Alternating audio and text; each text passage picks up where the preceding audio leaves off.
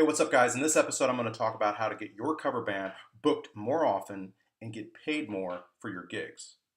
This is the Badass Band Leader Show. I'm Reverend Barry, and on this show, I talk to you about how to take your band to the next level, whether you're a cover band, if you do all originals, or something in between. Be sure to subscribe if you're picking up what I'm laying down.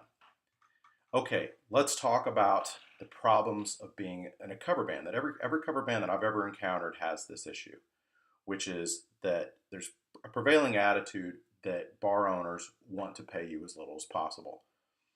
I think that's probably a broad generalization, but bar gigs are usually the lowest paying of all the gigs that you can get compared to, like playing certainly private events, corporate events, stuff like that, or even music festivals. Even with music festivals, we found that they may pay the same as maybe a bar rate, but you only play for, you know, 60 minutes, maybe 90 minutes. Whereas with a bar gig, a lot of times they want you to play sometimes 3 or 4 hours. If you look at the amount of time that you put in versus what you get paid, it's the lowest paying gig. So why even play bars to begin with if you're a cover band? Well, for one, it's steady work.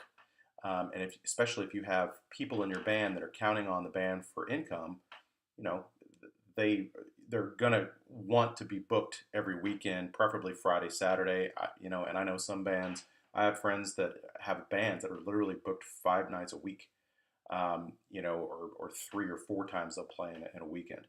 So anyway, so let's talk about band pay. So what I think that we all have to come to the realization is that the bar business is the business of selling alcohol. That's the business that they're in. That's where they make their money. And the alcohol is extremely profitable. Mixed drinks, it's just a few pennies per pour or whatever, and they're charging sometimes anywhere from $5 to $10 for a mixed drink. So that's the business that they're in. The entertainment that they have on the stage or in the corner or on the floor or wherever they put the band, that's really just the thing that the entertainment that's supposed to keep the people there and keep them drinking. That's the business that they're in. So you can try to fight it, that they're really not in the entertainment business. They're in the alcohol business.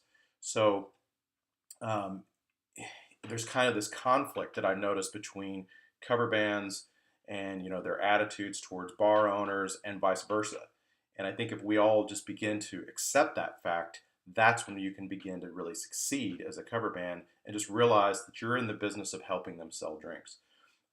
So the other problems that cover bands have is that they can't get enough gigs and they can't find enough places that will book them often enough. Because if you really think about it, if you break it down to the ridiculous, there's only around 100 Fridays or Saturdays in a year, right? There's 52 weeks in a year. So, and if you really look at that, they're going to have one band per night. So if you're going to play Fridays or Saturdays, that means a venue can only book maybe 8 bands per month, right? So it's very competitive. And in certain areas, there's kind of like what we call the A level clubs or the B level or C level venues, and all the bands want to play the A level clubs, right? That's the clubs where it's like usually, when you come in and regardless of what band is playing, the place is packed and there's a feeling of electricity in there. There's all these people there and people are having a good time. People are drinking.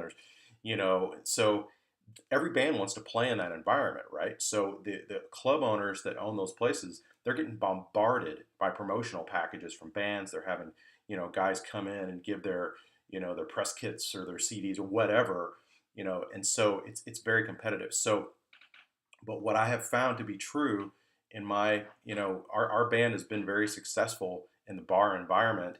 But honestly, I think it's really not about what band is the best, meaning, the best musicianship or looks the best or whatever we think as band leaders as being the best thing. It's, and as much as you might hate to hear this, it's about the amount of people that you're going to draw into that club. Because why? Because going back to that presupposition, which is the bar is in the business of selling alcohol. And if you're going to bring people into their club and those people are going to stay there most of the night and they're going to stay there and drink, you just made the bar owner a lot of money. and so therefore he can afford to pay you more money.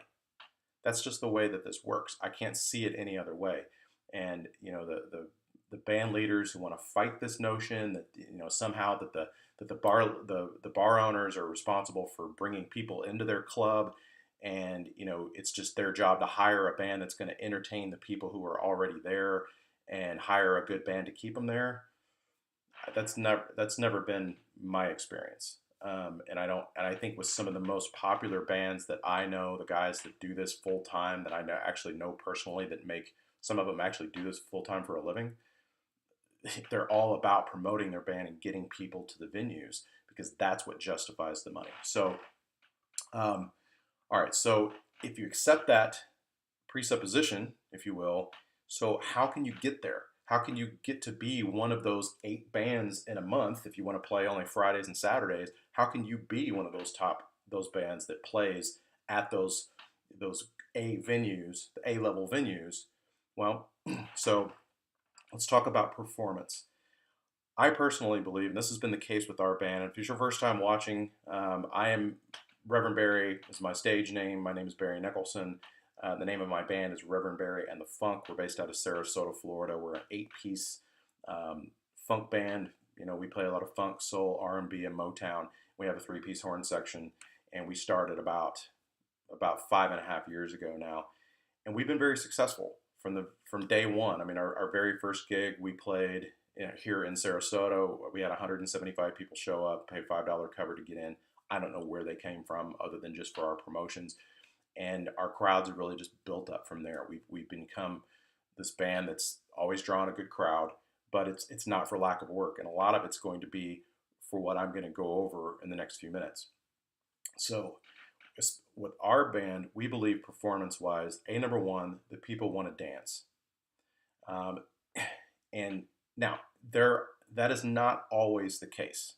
Certainly, there are bands that I know that are very successful where their crowds don't necessarily dance a lot, but I think that has to do with the venues and the environment that they play. One case in point would be we live in a beach town, in a resort, basically a resort area almost. And when people go down to the beach, when they're at a tiki bar environment, or just kind of one of these places where there's a lot of tourists, a lot of people on vacation. Some of them want to dance, but there's certain places where they just want to drink.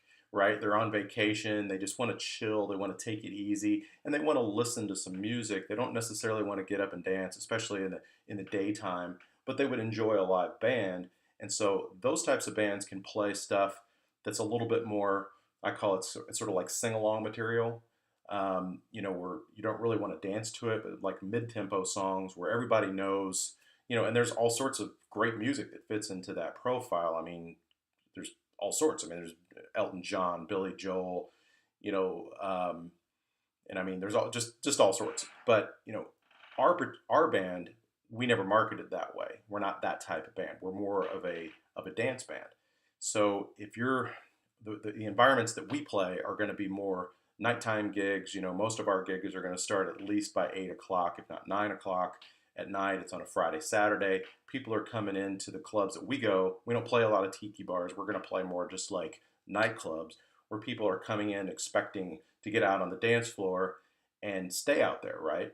And so what we have found is that by and large, that's a formula that works, right? If you're a dance band, you're going to, and that's what people want to do when they come to the nightclub, and you keep them out on the dance floor, you've done your job as far as the bar owner is concerned. Because if people stay there, if they're enjoying themselves, if there's a lot of people on the dance floor, and they take a break every now and then, they go, have a drink, then they get back on the dance floor, they're being entertained. Because that's our job. At the end of the day, as a cover band, we're entertainers, right? So what's the best way to either keep people dancing or to keep them singing along in those sing-along sort of environments? Well, song choices. Your song choices are not just important. Your song choices are everything. And because if people, I mean, how many times have you been playing at a venue and, you're trying some new cover song and it just falls flat, right? And how do you know that it falls flat? Well, everybody was on the dance floor, and then as soon as you started playing it, everybody left, right?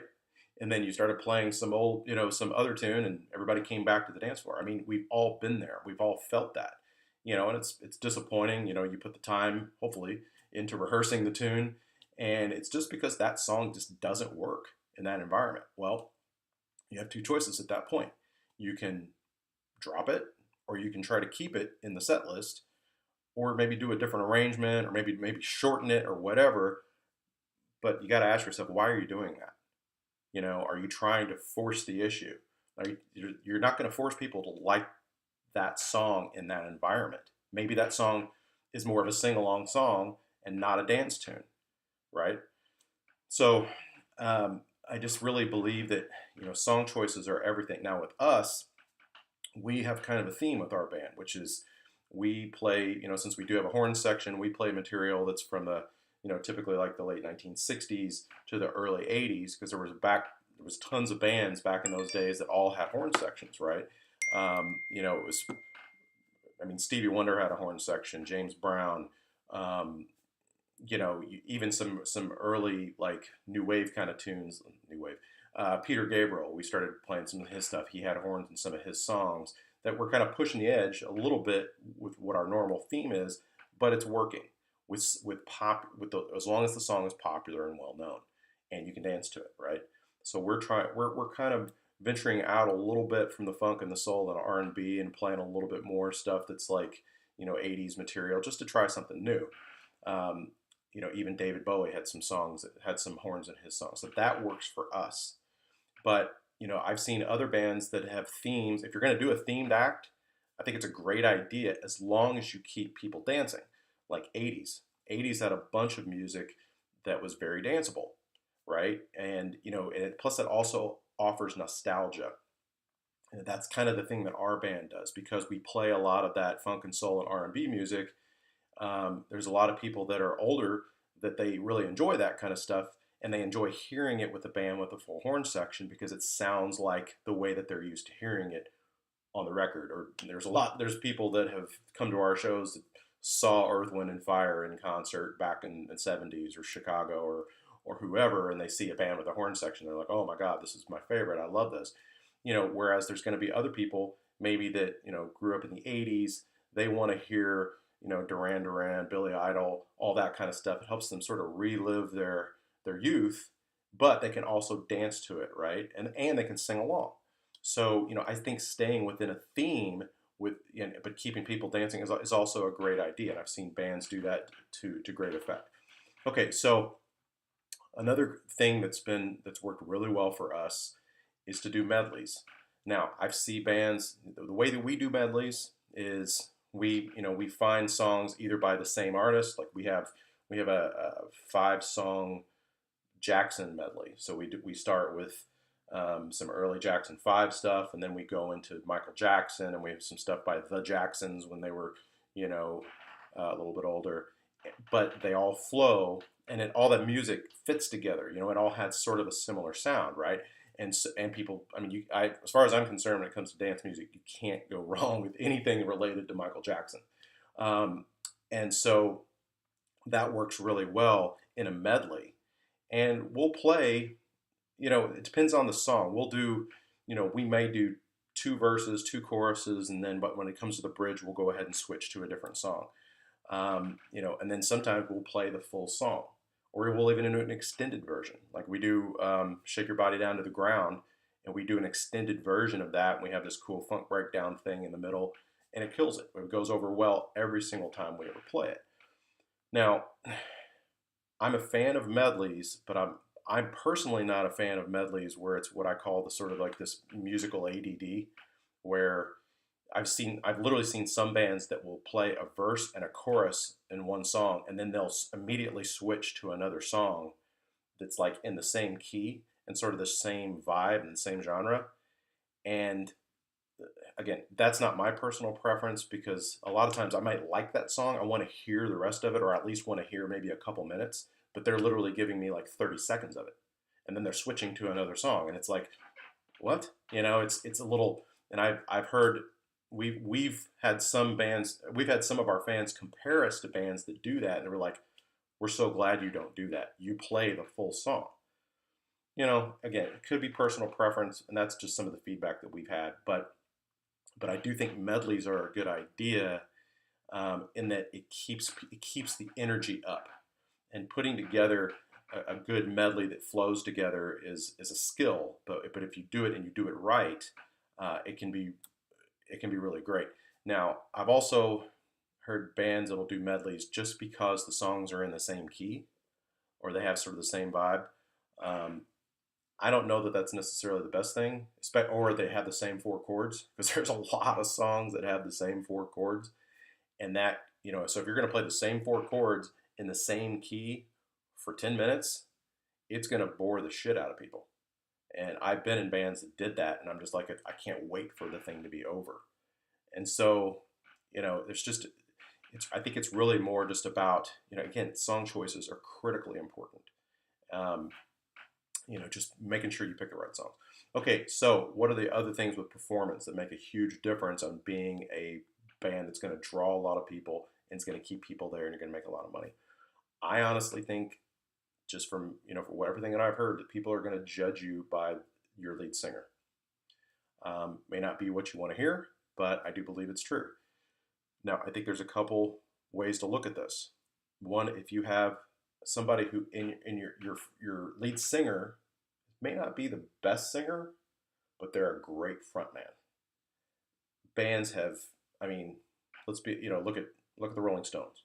I mean, right? Mick Jagger is not exactly the greatest lead singer, but nobody will argue the fact that he is a phenomenal frontman. Maybe the best frontman in the history of rock and roll. I don't know. But I've seen some cover bands. There was a band back in the early '90s in my hometown called The Crowd, and they had this lead singer. His name was TJ. TJ was not a great singer, but he was an outrageous frontman. The guy and they would pack these bars. They would pack the places anywhere they go because everybody wanted to see what this guy was going to do. He was known as being sort of nuts, right? And this is back when grunge was hitting and like Rage Against the Machine was big, and you just wanted to see what this guy was going to do. He was a lunatic on stage, and so that, I'm not saying you need to be a lunatic, but we've all been there, right? We've seen bands that have great frontman or women that can hold the crowd in the palm of their hand, and they just people are, again, I'll use this word a lot, entertained. People need to be entertained, and they can be entertained by listening to a great singer, and or they can be entertained by somebody who's up there doing, that has just great charisma, or who's funny, or who's just crazy, or gets the crowd into it. But I think the secret for one of the or for failure, frankly, is that if you don't have either, if your frontman is not a very good singer and he's not a very good frontman, or she, honestly, I think you need to find somebody else, because again, that sounds harsh, but it's true. The average person is going to judge you by the quality of your frontman and your singer. So, all right, so move on from that. All right, next secret for success is look the part, always. This kind of drives me crazy. And again, I'm not, this is not my opinion. I mean, it is, but it's based on what I see. I see some of the most successful bands that, consistently draw great crowds. I know the band leaders. I know that they're making good money. I know they're making a lot more money than other bands. When you go to see those bands play live, everybody in the band usually dresses the part, right? And you know what I'm saying when I say that. That means that they're showing up. They don't look like they're one of the that they're in the cleaning crew. They don't look like they work for the venue, right? They don't look like they're just some schlub that walked in off the street. When they come walking in, they think that person must be in the band. Why? Because they dress like it.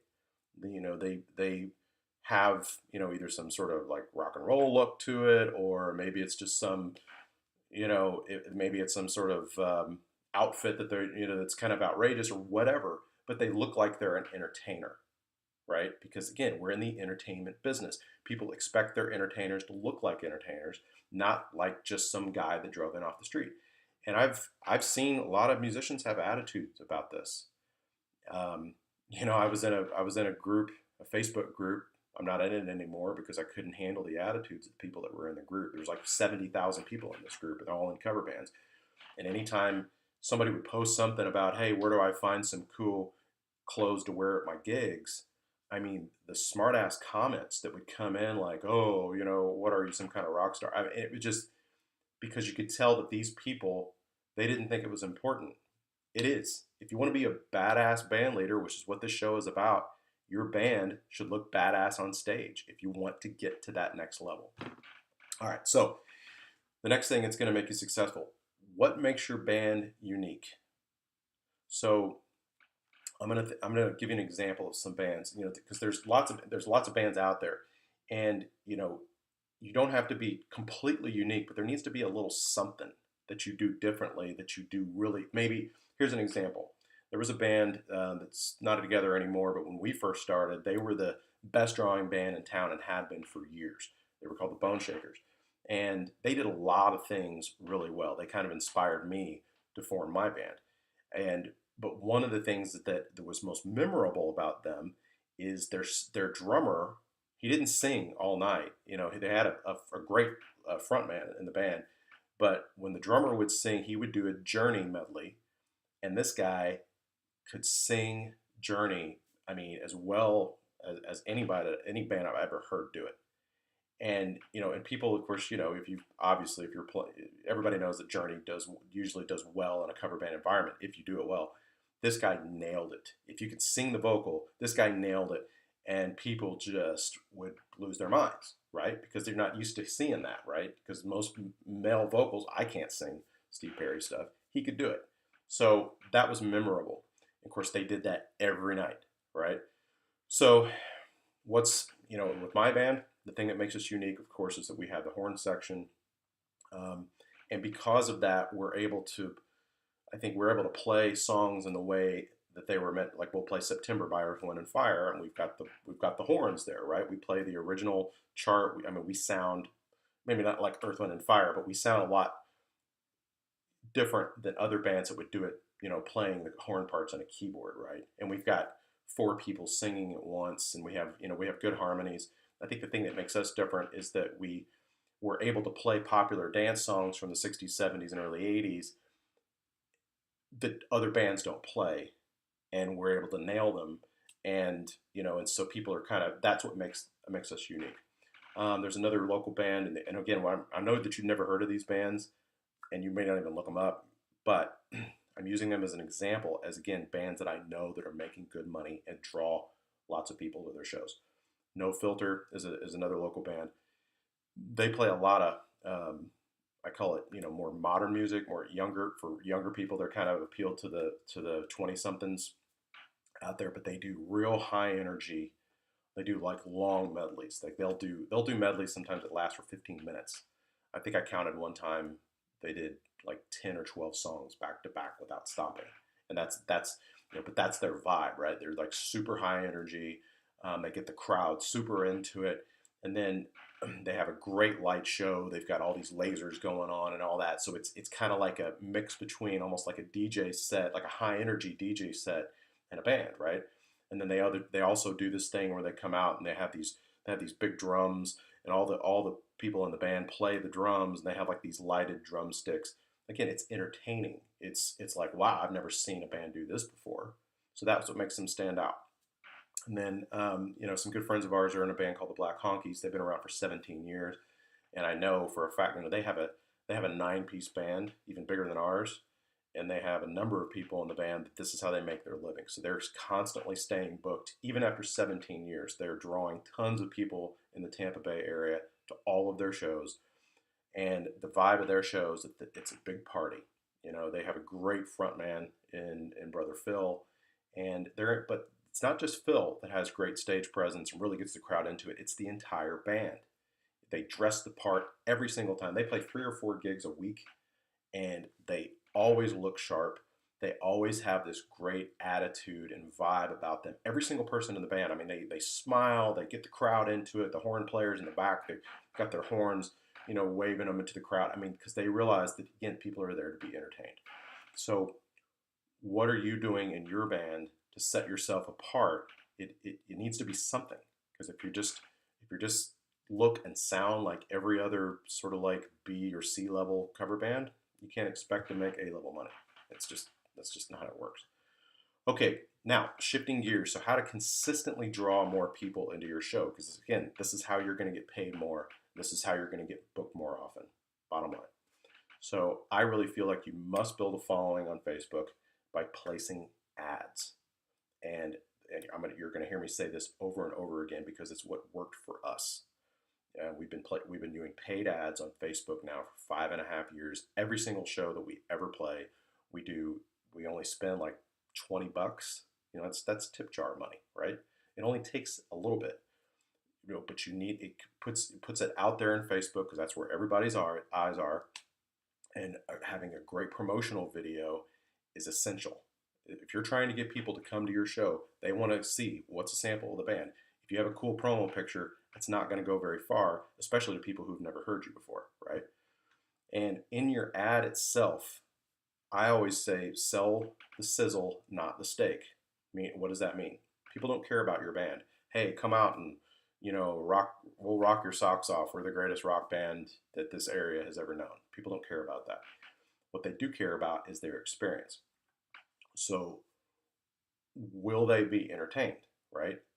If you're a dance band, show them that in the video. Are they going to get out there and dance? There's other ways to promote, like my friend the Black Honkies. He writes really good copy in his things because he's not about the band and he's not so much about dancing. It's about the party. It's about the overall vibe experience. It's the big luau party, and there's going to be grass skirts, and we're going to be drinking out of coconuts, and it's people are coming there because they want to be sort of taken away. They want to be entertained, and Phil is really good at conveying that in their ads. And so the other key thing is just continue to build that email list. Doesn't matter if you have to ask people to write their emails on a napkin on your break and give it to you. Put those emails in because they are worth gold. And you can say what you want about email, about how everybody's using Facebook Messenger or whatever now. Email is still very much alive. And because everybody uses email to log into Facebook and all their other apps, right? So email's not going away. Build your text message list. You can have people. We use an app called textedly.com.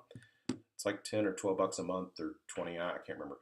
But it's absolutely worth it. And what you can do at your shows is you can say, hey, text a keyword, like a short, memorable keyword. In our case, it's funk, F-U-N-K, to 33222. And that way people can join your text message list right there at your shows. Everybody has a phone in their pocket, right? They're just going to whip it out if they want to join your list. And they just join your list. They didn't have to leave the dance floor. They didn't have to hardly move. They just take their phone out of their pocket. Text messaging works great for announcing shows. And with these softwares, you can just set it, like if you have a show that's going to be on Friday night, you can go in on Tuesday or whatever. You can set the text to go out on Thursday or whenever you think it should go out, and it's done. Now the power to having your email list and your Facebook following, because you will get one over time, the more ads that you place, people will start liking your page. And the text message list is that it will eventually give you the power to do your own shows. And that, to me, that's where the money is. That's where the power is. When you don't even have to count on a venue owner to be able to do a show, you can just go rent a facility like a Shriners Hall or something, or a VFW Hall or something like that, and you have the power to draw people in there and sell tickets. That gives you the power. You can book your shows out. You don't have to wait on some club owner to call you back. You don't have to worry about how many people you're going to draw into their bar, how much that guy is going to pay you. You get paid based on the number of tickets you sell. And we've been able to transition over to that type of situation, and it's been a great move for us. But that's something for another episode. I hope you valued from this. If you have, leave some comments down there. If you're watching this on YouTube, or let us know on the podcast. And I do thank you guys for watching.